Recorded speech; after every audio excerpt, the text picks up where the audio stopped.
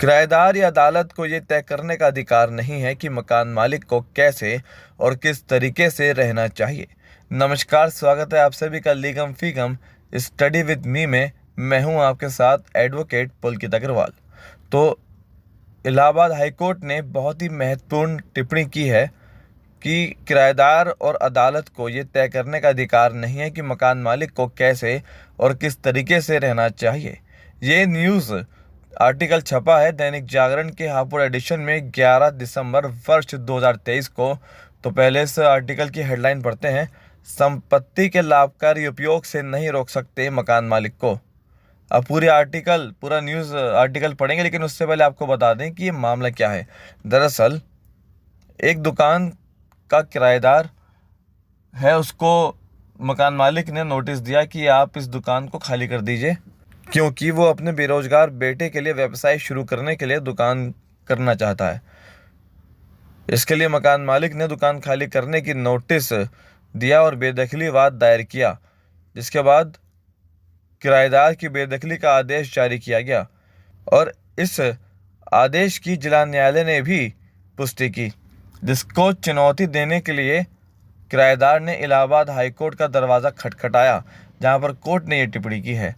हालांकि कोर्ट ने यहां मकान मालिक को मुआवजे के रूप में याची को, जो किराएदार है, उसको 25,000 रुपये देने का आदेश दिया है।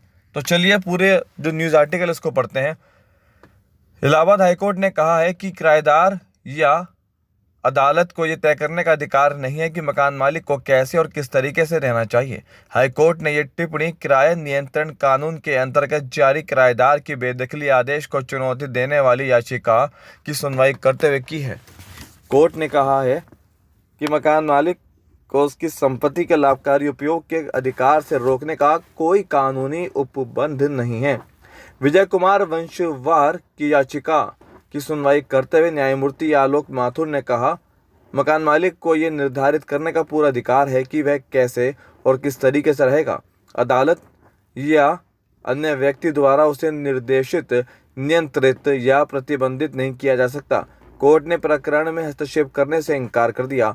याची एक दुकान का किराएदार है और पिछले लगभग 37 वर्षों से एक छोटी मशीन पार्ट्स की दुकान चलाता रहा है।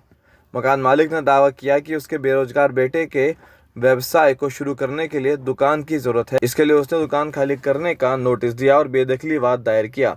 याची की बेदखली का आदेश जारी किया गया। जिला न्यायालय ने भी बेदखली आदेश की पुष्टि की। इसे हाईकोर्ट में चुनौती दी गई।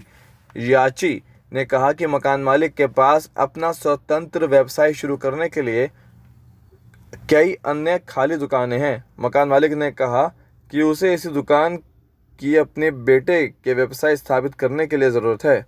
वो फर्नीचर की दुकान खोलना चाहता है।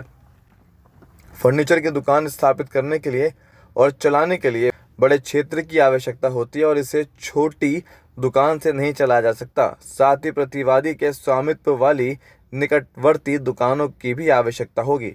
कोर्ट ने कहा कि मकान मालिक मुआवजे के रूप में याची को 25,000 रुपये का भुगतान करे।